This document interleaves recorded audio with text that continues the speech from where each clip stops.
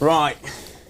So Christmas is around the corner, and I love Christmas. I mean, for me, it's the most important meal of the year. It's a feast, you know, it's a celebration, but for a lot of people, it is an absolute nightmare. So what I want to do is I want to walk you through my Christmas, what I do and what serves me really well every year. And you know what? It don't change that much. It's reliable. So the way I look at it is this. If you keep things simple, don't get too poncy and start fart-arsing around. If you get great produce, you got your flavour there. And if you get organised, you can have your Christmas back. It doesn't have to overtake the whole thing and drive you bonkers.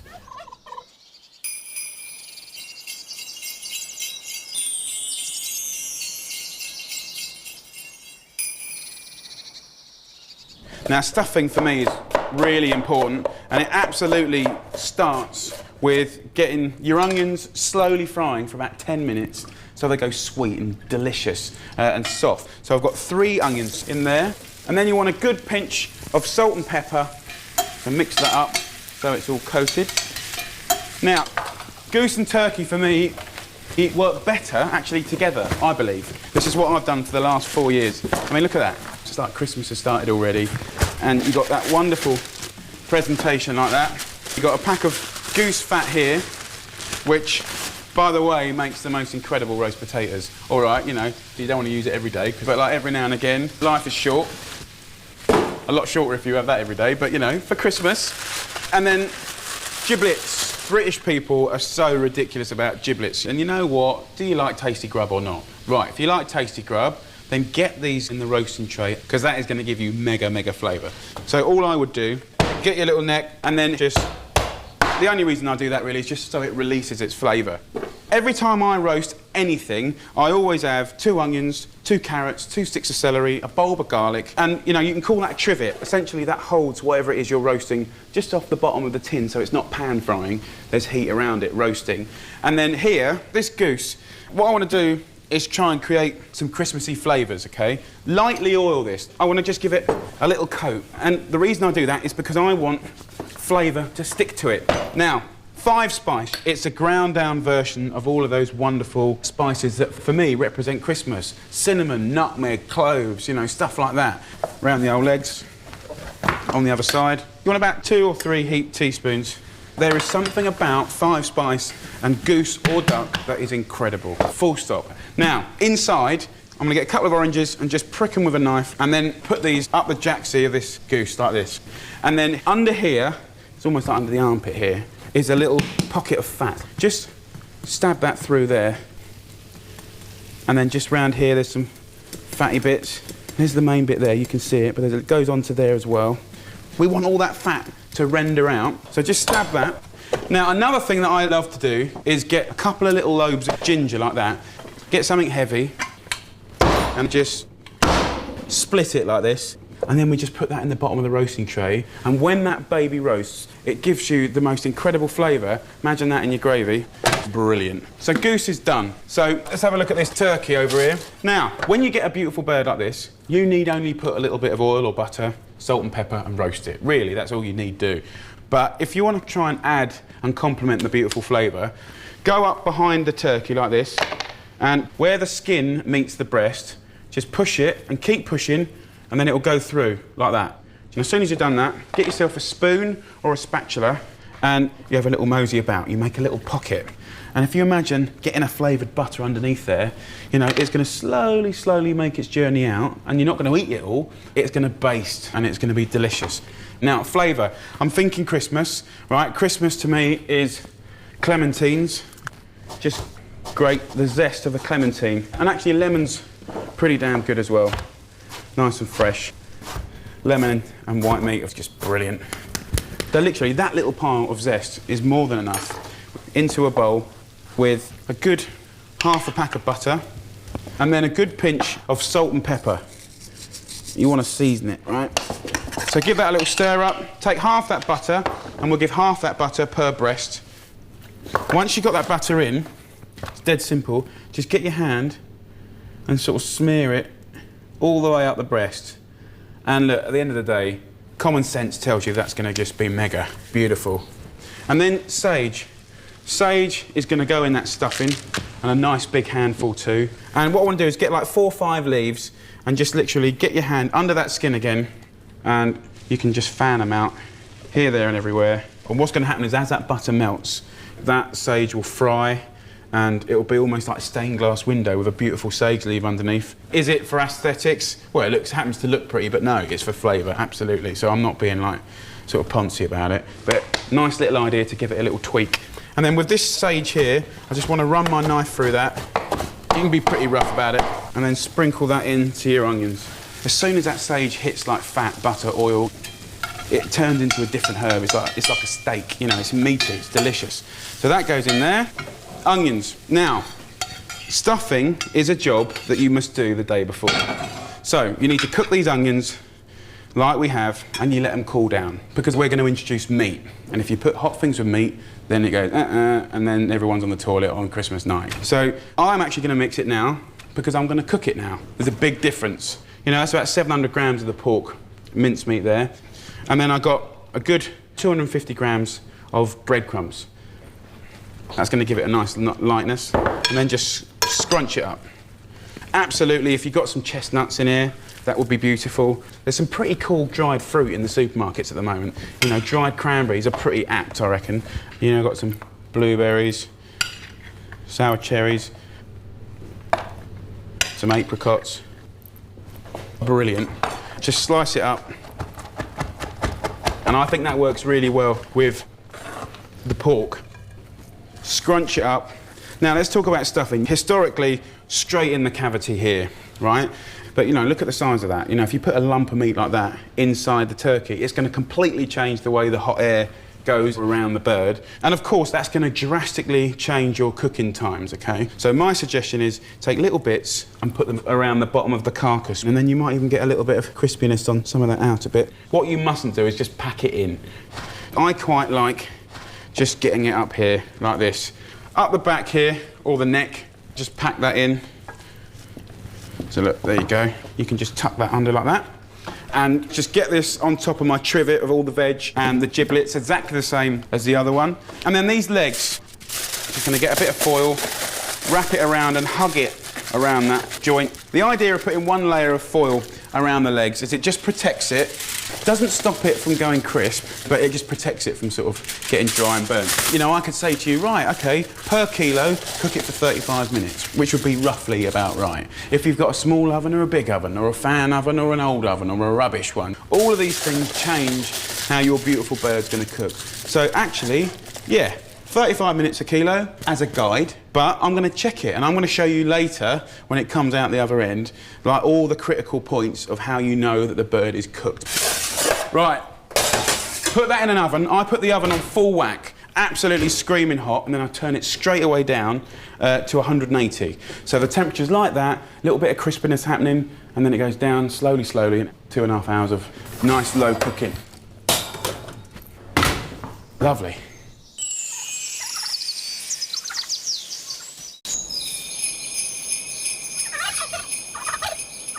So Brian, the wonderful world of greens, cabbage. I mean, a lot of people can't get their head around it and they just think cabbage is boring. They might eat it at a push, but it's so tasty and there's so many ways of cooking it beautifully. And so many different varieties. Can we pick some? Yeah. Well, I think one of the keys about this is actually getting a mixture of greens on your plate, not just necessarily sticking to one.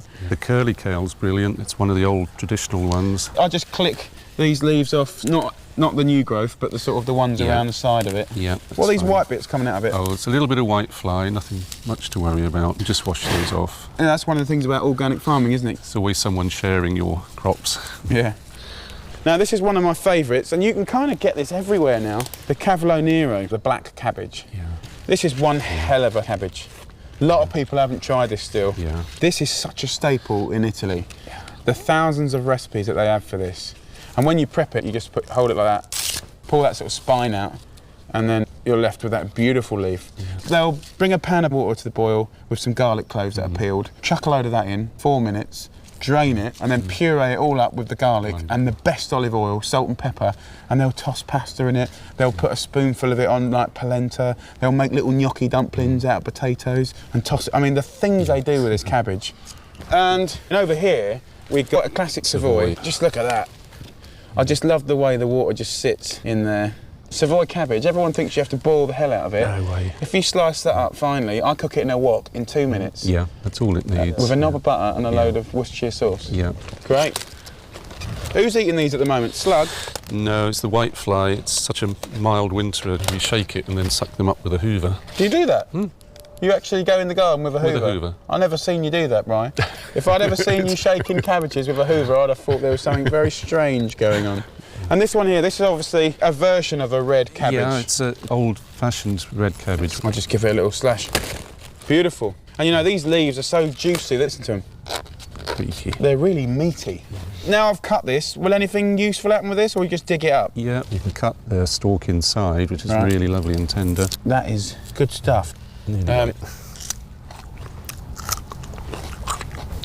I could make a salad with that. Well, that's the joy of growing your own. You get those extra bits that no one else gets. Yeah. And, of course, it's Christmas. Brussels, yeah. Brussels sprouts. Brussels sprouts. England's love-hate relationship with Brussels. If you cook the hell out of it, yeah, they have that funny cabbagey smell. And if you don't put anything nice like oil or butter or salt or pepper with it, they're going to be bland as old boots. I love them raw. Surprise, surprise.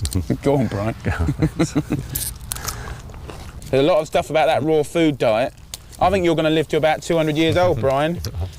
Planning to. When I was at college, they used to say, you know, trim your Brussels like that and then score it like that to sort of even up the cooking time. It's a lovely idea, but can you imagine going through 200 of those? Yeah, especially on Christmas Day. I think I'd rather have a pint. Right, just look at that though, come on. All that colour. Beautiful. And with simple cooking, this lot can be cooked together, separately, and they can be absolutely delicious. You know, what I like doing is getting people to really want to eat greens instead of thinking them of some worthy job they got to do. Yeah.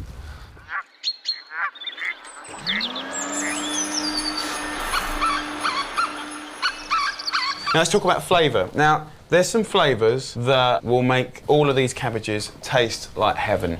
I'm going to give you a few tips here on making a flavoured butter. Again, you can make it a month before. Flavoured butters, you can make all sorts of flavours. You can keep it in a little roll, and I'll show you how to do it, in the freezer for months. Garlic loves greens. Tiny bit of chilli, not for like massive heat, but just a tiny little hum there. Rosemary absolutely loves the cabbage family. Anchovy. You know, anchovy is the most incredible flavouring. You don't have to love it as an anchovy, but it will just melt away into a beautiful saltiness. 7 anchovy fillets in there. And then what I'm gonna do is wazz it up. Now, while that's wazzing up, get yourself a pack of butter from the fridge so it's cold. Chuck it in there. Let's have a little wazz. Now, these greens, I believe, will be cooked now. And the way I check it is just by going to the thickest parts and squeeze it. And if you can put your fingers together, you're laughing. Straight onto a tray or a rack. When you work in a restaurant and you want a lovely braised greens dish, we don't cook it all there and then when you're sat in the restaurant. 2 hours beforehand, we get our greens and we blanch them off to perfection. In chefing, it's called blanching, and it means to sort of just about cook. So what I do is I spread them out on a tray like this, and these will be cold in about 2 minutes. But look at the colours. That is like Christmas, that is winter. That can go into the fridge once it's cooled down. And then I've got this flavoured butter. You can do twice as much, 3 times as much. You can do different flavours. If you think about things like carrots or pumpkin or squash, what they like, you know, a little bit of spice, tiny bit of cumin maybe, or a little bit of honey, or, you know, some thyme, or a little bit of orange zest, you know, and mix, and some garlic, and put that with the butter. You know, if you wanted to do more Mediterranean olives and basil, and, you know, you can make up your own flavoured butter, and just think about combinations that you normally do like. Use your hands and squash it into a sausage shape like that. Still looks pretty rough. And then roll it up and squeeze it together, and you get a lovely little wrap of butter, and it'll sit for months in the freezer waiting to be used. On fish, on chicken, rubbed over a roast chicken, leg of lamb, roast potatoes, new potatoes, greens, you name it, brilliant. Great little trick to have up your sleeve.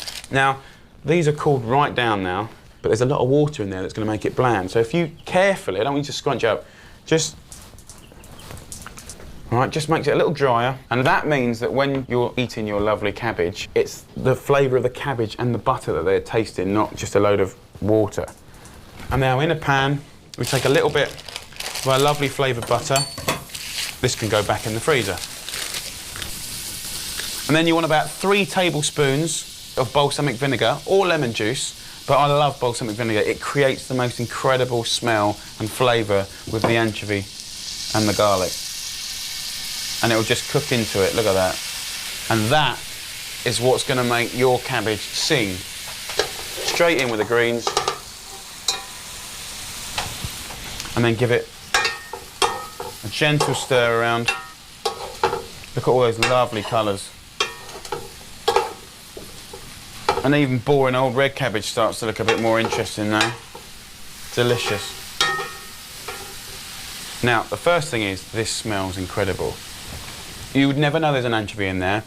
Balsamic and the butter and the garlic do incredible things that I couldn't even express.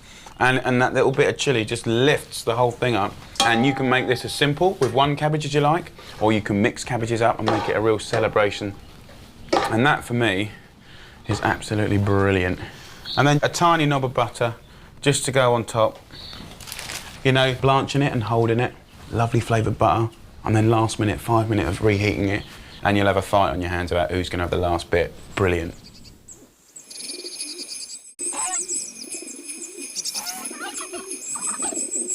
I love them. I like my new additions to the family. Yes. For me, the goose and the turkey is Christmas. They complement each other, actually, a goose and a turkey. Light and dark. Yes. And sort of. Yeah. So you're the experts. I don't think a lot of people know the difference between a turkey and a turkey. What is the real McCoy that you guys do? Well, the turkey that we've got, the old bronze turkey. The sole reason the bronze turkey disappeared was because of these little black feather stubs. Can you see that? Yeah. In the late 50s, early 60s, the modern retailers wanted a really nice pearly white skin, and these black feather stubs were seen to be really unsightly. So within the space of 6 years, the modern white turkey came along, and the bronze turkey disappeared. And we bought the last remaining few flocks in the early 80s. And all the genetic development has been done on that white turkey, and it's got to the stage now where this bird, we pluck ours at 6 months. Your average commercial turkey now will be 10, 12, 13 weeks. So that's one thing, flavour comes with maturity. It's got amazing colour, isn't it? Yeah. He's a teenager at the moment, and you'll see... Where do they make that funny noise? They're the wattles. He'll start to gobble in about 4 weeks' time. So these free-range birds, ones that taste so much better, they cost more money. Why is that? Because of what we put into it. I mean, it's actually a chain of events that produces a perfect turkey. It's not just the breed alone. I mean, that's the very important starting point. It's got to be slow growing, so it can grow to maturity. Then we free range it. Free range adds texture, not necessarily flavour. So is that because it's a fitter bird? Yeah, because they're getting more exercise. You see in the dark meat, you get a lovely red dark meat. It's a lot more mature. And then it's dry plucking them. That serves a few purposes. One, you get the most incredible, crisp, delicious skin. That's right, yeah. And the other thing is you can hang it. That's right. That's the hanging. You're getting all the collagen, the connective tissue in the muscle. That's just breaking down. People think hanging, it's going off. It's not. Yeah. And that's where you get the mega flavour and texture. That's the perfect chain of events. If you could take any one of those out and cheapen it, but you've got to do that to get the perfect turkey. But my God, if there's ever a time when it's worth spending a bit more to get so much more in return, Christmas is the time, isn't it? Yeah. With your turkeys and your geese. Yes. It's the same story with the goose, though, isn't it, as well? Yes. In actual fact, turkeys can be intensively farmed and actually can be treated like crap, really, can't they? They can be pushed in, stacked in. You can have one man looking after 20,000 birds, can't you? With geese, if you did that with them, they just die, wouldn't they? You can't intensively rear these. No one's interfered with Mother Nature with the goose, and they just cannot. Modern technology will not produce eggs all the year round from a goose. Yeah. I love that stubbornness. Yes. It's going like that to the accountants, isn't it? No. We'll just become a little bit more unfashionable, but we'll still be there. Let's get one for you to hold, James. I don't want to hold one. Well done, Paul. Give it to me and I'll give it to Sig. Come on. He's going to turn his head round and bite me. It's absolutely fine, you beautiful little girl. She's going to have my eyeball out. See, The story with the goose, I mean, this used to be the meat of choice up until the 1950s when the turkey became more intensively farmed and got cheaper. the turkey came in just like that because it was quick and easy, cheap, and everyone wanted something new for dinner. End of story. So this is probably a more authentic Oh, the goose is... Christmas roast dinner. Really. Yes, The yes. goose. The other big thing is goose eggs. Goose egg poached is absolutely beautiful. We have goose eggs in the restaurant and they're incredible. Yeah. Show me the gills where they eat the grass. Not the gills, the Not razor on the end of the beak. All right, keep your hair on. Oh, you wouldn't want to put your finger in there and get it bitten off. That is proper, that got teeth on his tongue. Yeah, that's how they graze their grass. See, that's why they're such good grazers. Off you trot.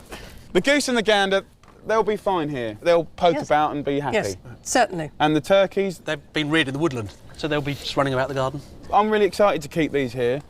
And when don't Poppy see runs you. in with no eye, I'll go... It was the goose, not the turkey.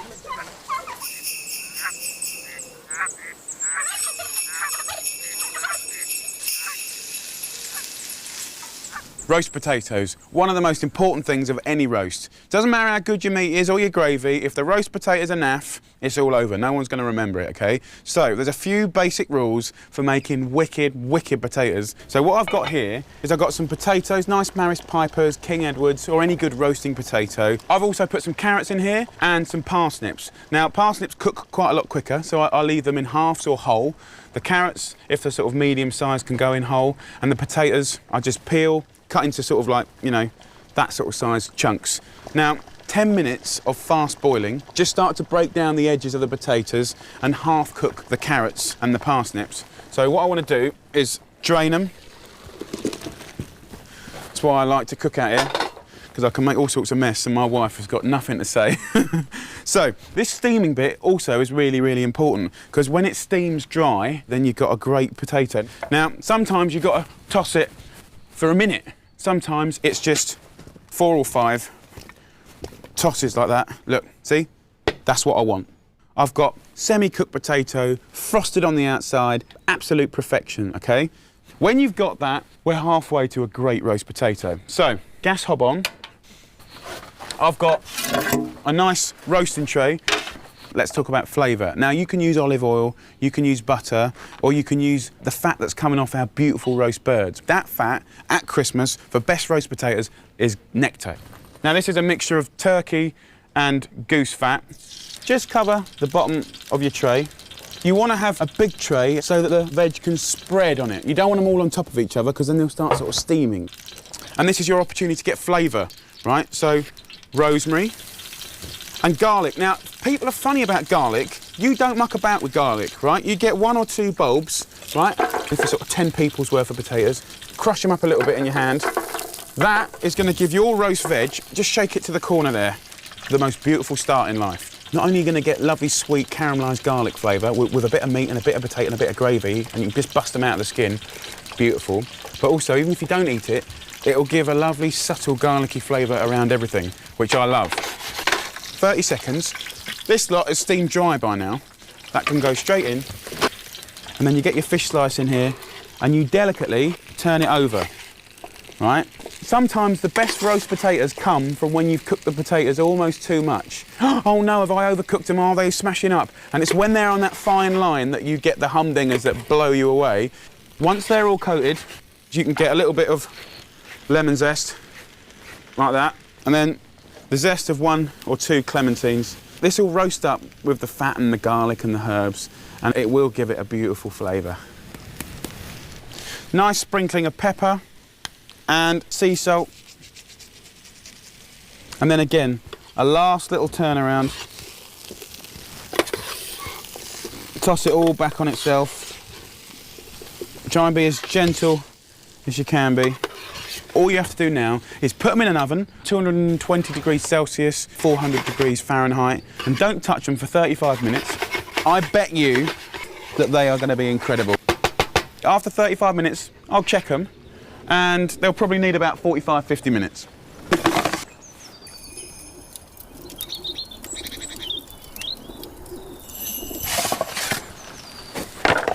Look at that. Beautiful. The most incredible roast potatoes. It even looks like Christmas already. So look, let's plate these little babies up. Whether you have those straight away, hot from the oven, or whether you let them cool down and you reheat them later, or whether you parboil them, dress them in the fat with the garlic and the rosemary, let them cool down and put them in the fridge the day before to roast them up on Christmas Day, it doesn't matter. You're in control, but that's how you make the best roast potatoes. The parboiling, for me, is the key. It just opens it up like a sponge to take in flavour, and if that flavour is your quality turkey fat or your goose fat and herbage and a little bit of garlic, my lord, look at these spuds, come on.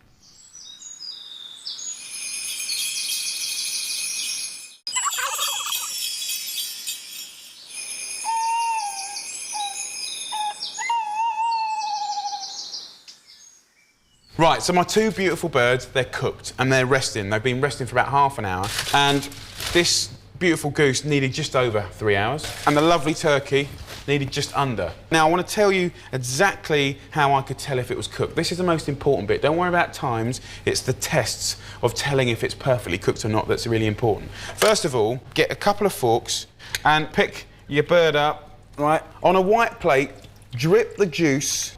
Do it for about 20 seconds. If the juice is remotely sort of red or bloody, then it's got to go back in the oven again. If it's clear, you're laughing. The second test is you get your fork and you stuff it into the thickest part of the turkey. Count to 5, then you take it out, put it on your lip. If it's too hot to put on your lip, that's really good sign. Here's another thick part here, just in between the leg and the breast here. Do exactly the same, right? That is hot, okay? Then the third and final test is if you can pinch that meat and pull it off the bone, there's no way that bird isn't beautifully cooked.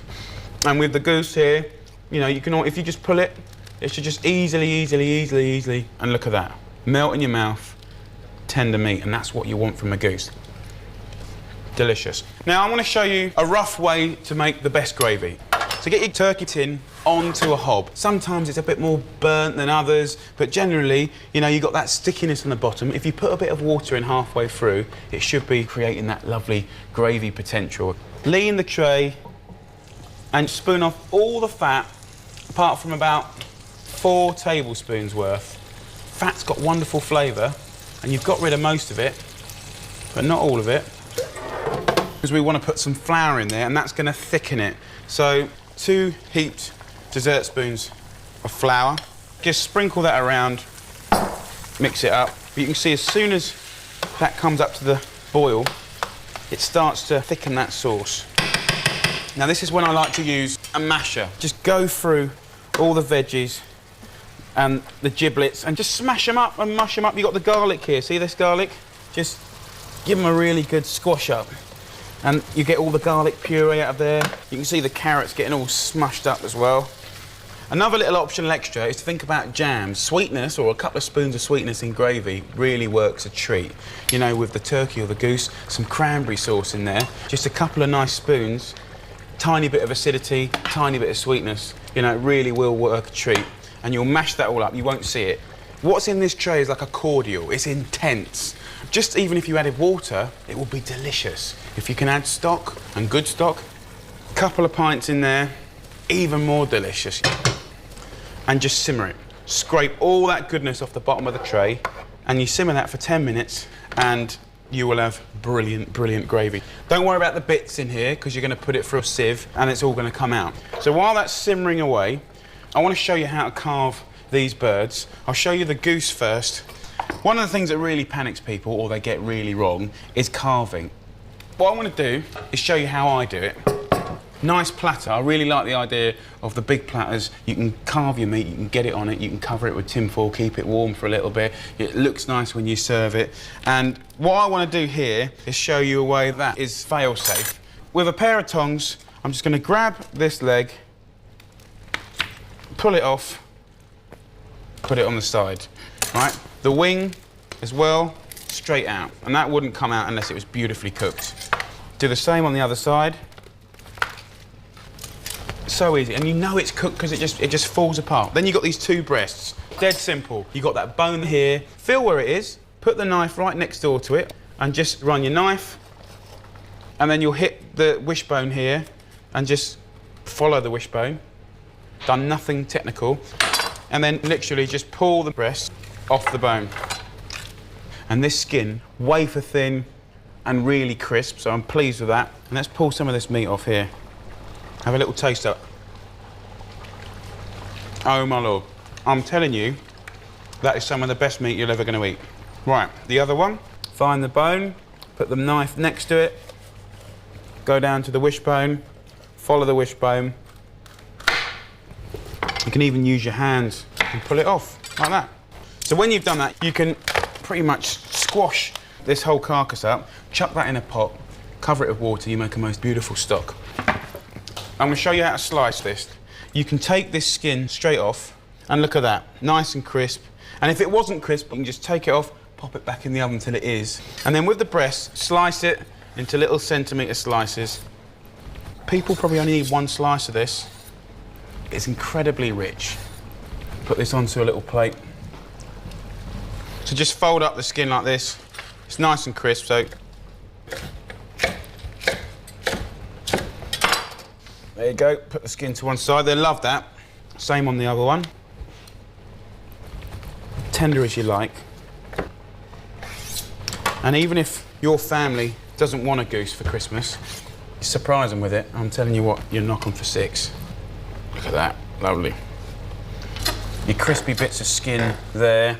Now, Bonesville. You can see how easy that meat just comes off the bone. You know, and I know this looks a little bit messy, but you can do this hours beforehand and put a nice pile along there like that.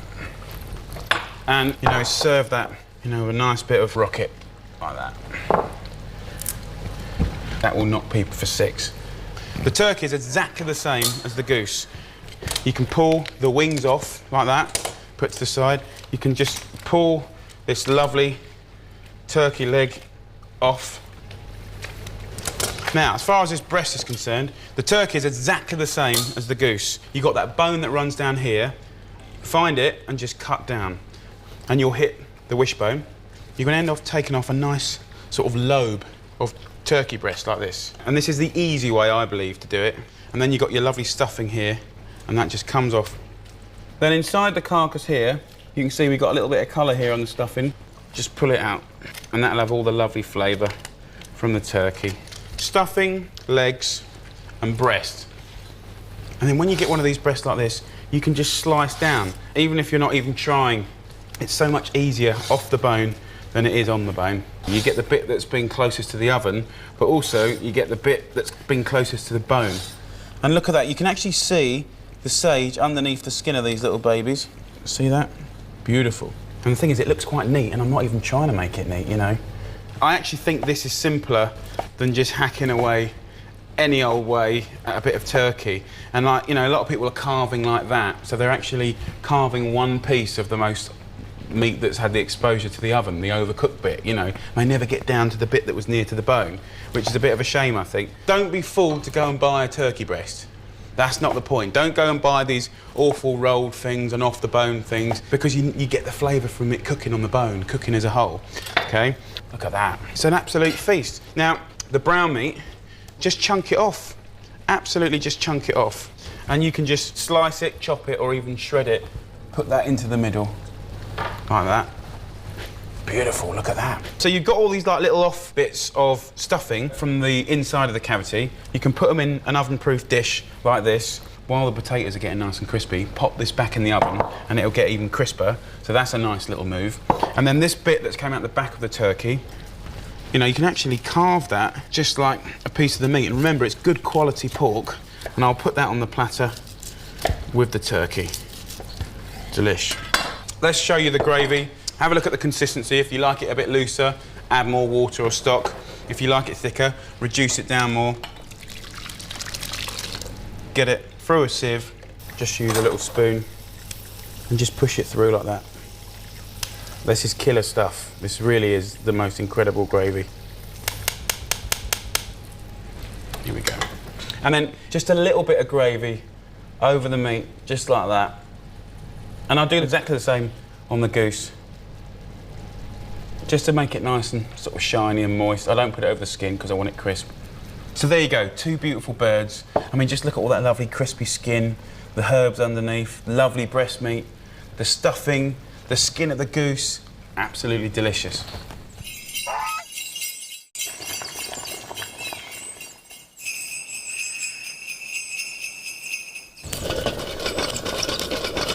So what you got there? Let me show you. Was an old Victorian bed warmer. You used to put coal in it and... You put a coal warmer and you go inside the bed, freezing cold. Yes, Mummy, it's cold, cold. Now you warm the bed all around like that. So what actually I done, I made some holes. Oh, you put the holes in it? Yeah, and then I put some chestnuts inside. Look, everything is warm inside, they roasted quicker. Let me show you while this one's roasting. The other way to do chestnuts. Yeah. You know where the boiled chestnuts? Never. Well, easy. You get the chestnuts, you put them inside like that, chestnuts, okay? Then you have a bit of salt, some water inside. And the secret is some wild fennel. Where'd you get that from? My garden. Been going around nicking all my stuff. I know, your herbs are marvellous. You put them inside. You could use dried fennel though, fennel seeds, yeah? Of course it is, Yeah. it is. Then you have a little zest of orange. Nice big chunk of zest. Look, bay leaves. Then you put on a fire and let it boil. The bay leaves inside here, the zest of orange, the fennel seed inside. Gonna be a delicious when you eat it. Yeah? Oh God. I've done some early on. Yeah, let's remove everything. Now you take this one off and you give them a bite from the top without it breaking through, and you find the chestnuts come out the other way around. Okay. Do like this, look. You turn them around. Look at that, look, yeah. Oh yeah, that's good, man. And the skins go really soft, so you almost like squeeze them out like a jacket potato. What you can test, the thermal. Orange and fennel. Delicious. You know what I'd like to do with that? Mash it into mashed potato with some crispy, smoky bacon. Why not?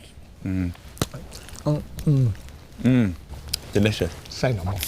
Delicious. Don't you think this is nice to know? Who would have thought 12 years ago when we first met that we'd still be having a laugh together? I made a bloody good investment with you.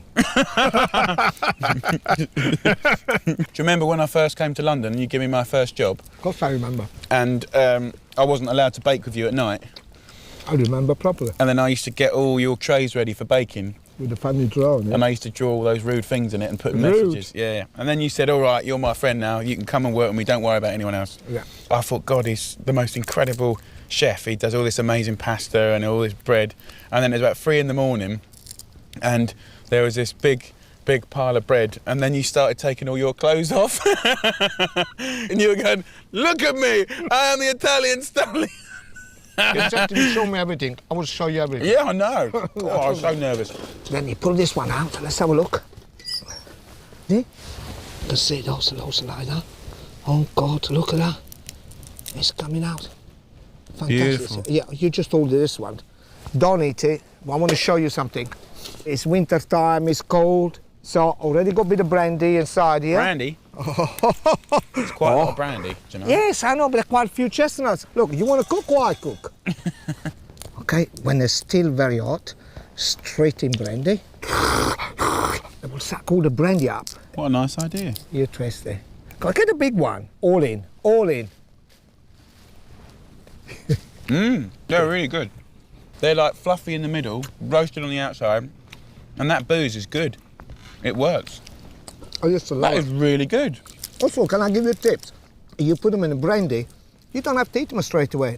And more they stays inside the brandy, and more flavour with the But they brandy. taste lovely straight away like that. Oh yeah. That's a really nice idea. I can sort of picture myself in front of the fire doing a couple of these with a little bottle of something.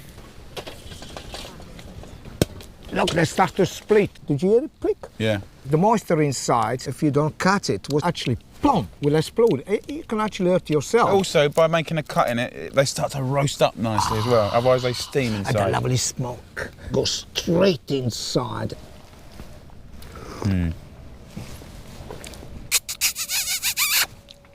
How long will those be? Because I've got this amazing recipe for mince pies. I want to use some chestnuts. Those are ready. Yeah, hold on a minute. Shaky, shaky, woo, woo. Yeah, that'll be enough. Brilliant.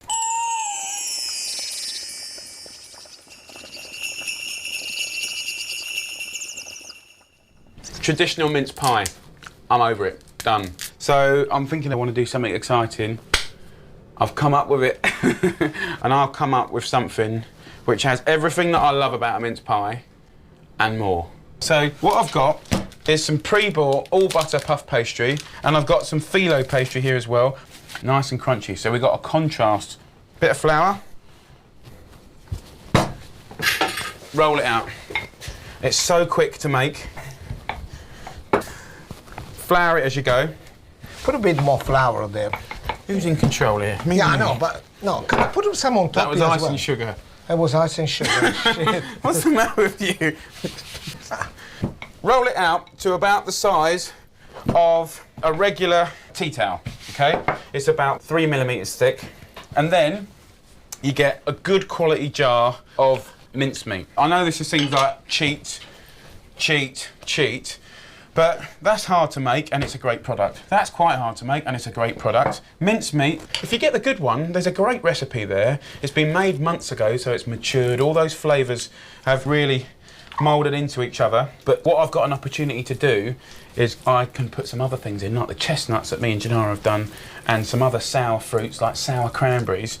It's almost like make panforte in Italy. A panforte, yes. Yeah. And that's Christmassy, isn't it? Yeah, it's very Christmassy. We put a little bit spice in it. Yeah? I like your little recipe with the brandy. Did you get drunk? No. Oh, come on. Come on, you're almost there. Look, I can see you. Get your chestnuts and just put them over like that. Beautiful. Christmas in a nutshell. So that's what I mean by it's got the flavours of a mince pie, it's got the mincemeat, but then we've got the lovely roasted chestnuts, or you could use other nuts, then sour cranberries, and they're going to be a bit more chewy, because everything else in the mincemeat is quite soft. Now, clementine. Don't you think you need a bit of spice in it? It's got spice in the mincemeat. Do you need a little bit black peppers, you know? Ground Put a bit pepper. of black pepper in there for. Well, panforte in Italy we use that. Why don't you use a little bit of that? Okay, I'll put a bit of black pepper on one Yeah. for you. I'll do it in a minute when I portion them out. I'm not putting black pepper in mine. Why not? Because we're not Italian. We don't want black pepper on our mincemeat. It's a spice you put them in there. Okay. Put a So black clementine zest on this mincemeat.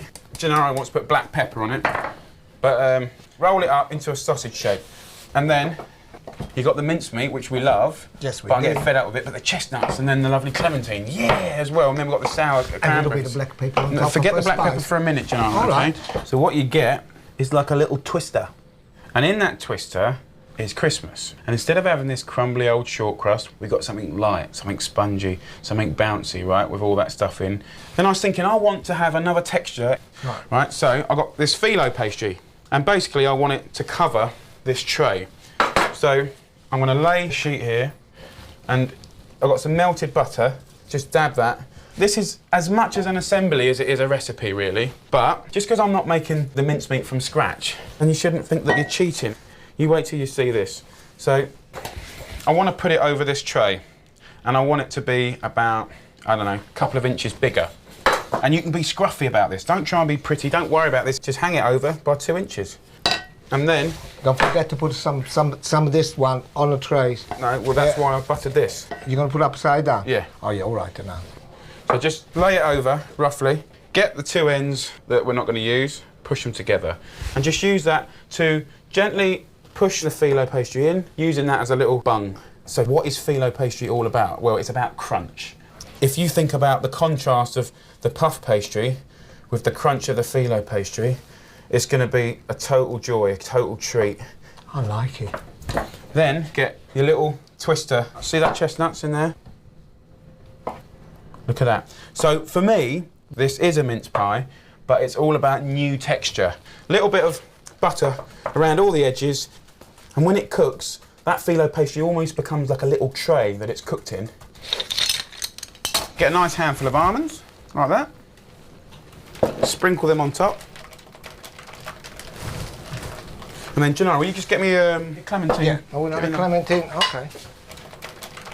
I just put a little bit of pepper on yours, shall I? You already put that stuff on top. You want another clementine? This one here on the right's yours, with a little clementine, just to show that it's yours. And then the icing sugar. Beautiful. So that is an assembly job. That anyone can do. I put that in the oven for about 25 minutes, 30 minutes until golden and beautiful. I'm going to cook that at 180 degrees Celsius or 350 degrees Fahrenheit. And that, you just wait, will be beautiful.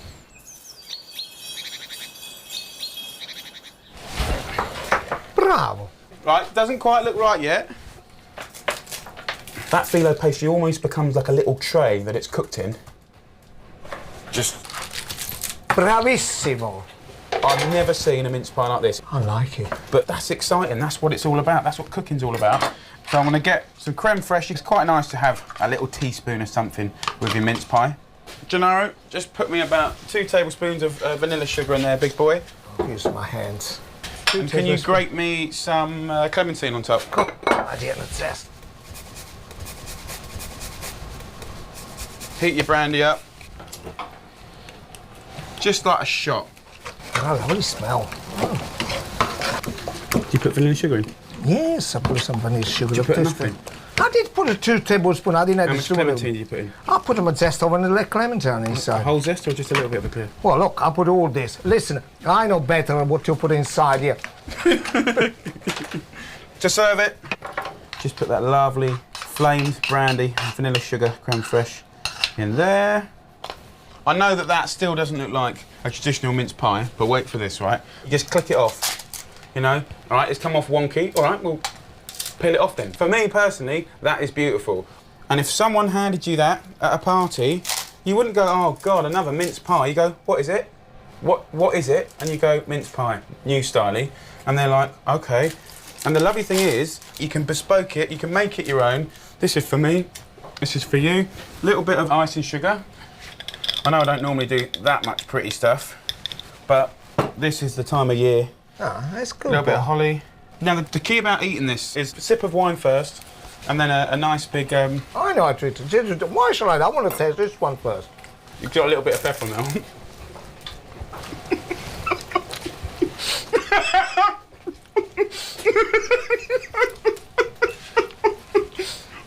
Is it nice? Is it nice?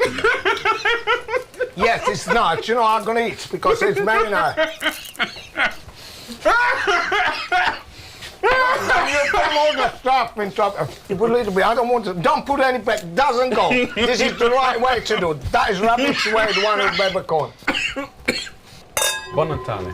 Buon Natale. In Essex, we say, up your bum. Up my bum.